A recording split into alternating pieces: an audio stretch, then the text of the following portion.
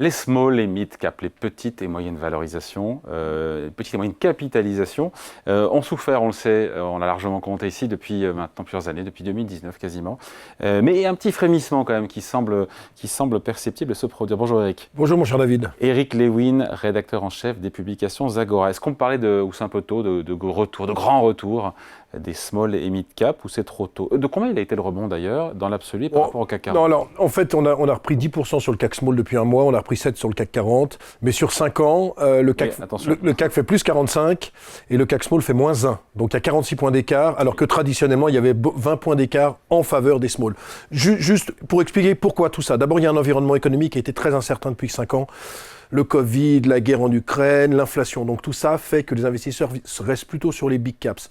La deuxième chose, la hausse des taux, là aussi problématique, on va toujours sur les big caps. Et la troisième chose, c'est qu'en fait, dans le monde des small caps, il y a très peu de sociétés qui ont surperformé ces dernières années. Pourquoi? Il n'y a pas de luxe dans le monde des small caps. Il y a très peu de high-tech, même s'il y a des éditeurs de logiciels ou des ESN. Et il y a beaucoup de sociétés industrielles. Et quelles ont été les sociétés les plus touchées par les problèmes conjoncturels? Les sociétés industrielles. Et c'est pour ça que ça explique cet écart énorme, avec en plus un gros problème, la liquidité. Je vous rappelle qu'il y a 5 ans, dans les fonds small caps, il y a à peu près 160 fonds mid and small à Paris. Ouais. Il y avait 27 milliards d'euros d'encours. Et maintenant, on est à 14 milliards. Ouais. Et encore, on était à 13 milliards il y a un mois, 13 milliards qui était le plus bas depuis 5 ans. Donc ça repart un petit peu, on sent que ça frémit.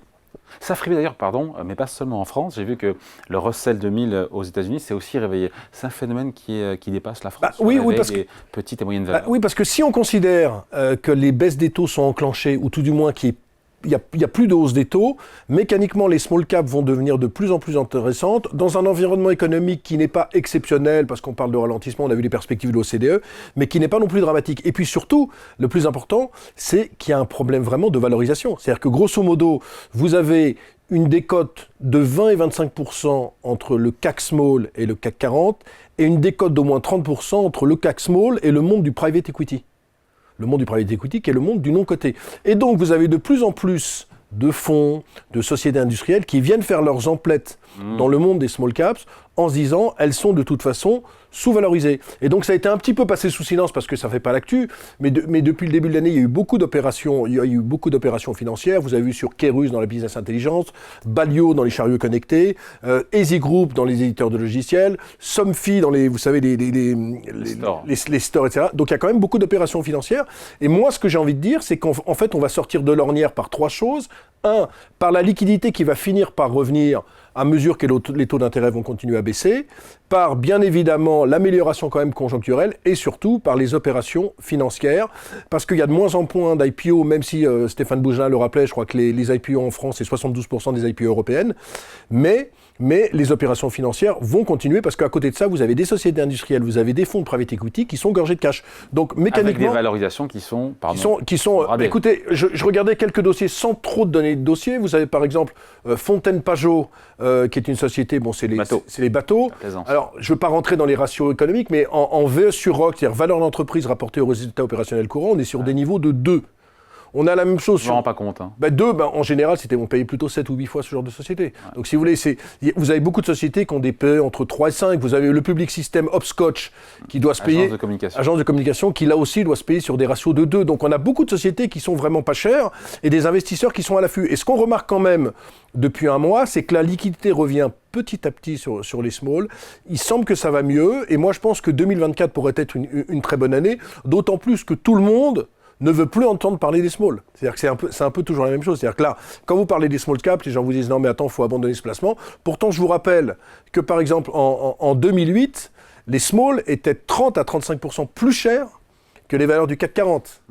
Là, ça paraît loin. Ça paraît loin, mais là, elles sont 20% moins chères. Et donc, moi, je crois que ce balancier va finir par s'inverser et qu'on va avoir retour à meilleure fortune sur nombre de compartiments qui, en plus, on a souvent des sociétés qui s'en sortent bien. Pourquoi ? Sont des sociétés familiales et donc la gestion des patrons de boîte n'est pas du tout la même. Quand vous êtes patron du CAC 40, souvent, c'est pas votre entreprise, à part des Bernard Arnault ou des François Pinault. Là, c'est vraiment leur entreprise, donc il y a vraiment de la gestion. Sont des boîtes surtout qui sont posées, souvent avec une bonne structure financière, donc ça va finir par repartir. Maintenant, donc c'est pas un feu de paille pour vous, ce rebond? Ah non, c'est pas du tout un feu de paille. Ça me paraît logique. Alors vous allez me dire pourquoi. Alors pourquoi, en fait, c'est très simple, c'est qu'on considère que le creux de la conjoncture économique en Europe, en termes de résultats, ça sera mai-juin. Or, historiquement, 2024. Or, historiquement, les marchés redémarrent 6 mois avant, eh ben on y est. Le plancher. On y est, donc novembre, décembre, janvier. Et donc, moi, je pense que, sauf, bien évidemment, choc exogène sur lequel on va pas revenir. Géopolitique. Hein. Les enjeux politiques, la géopolitique, Israël, le Hamas, la problématique de l'Iran qui viendrait dans le jeu.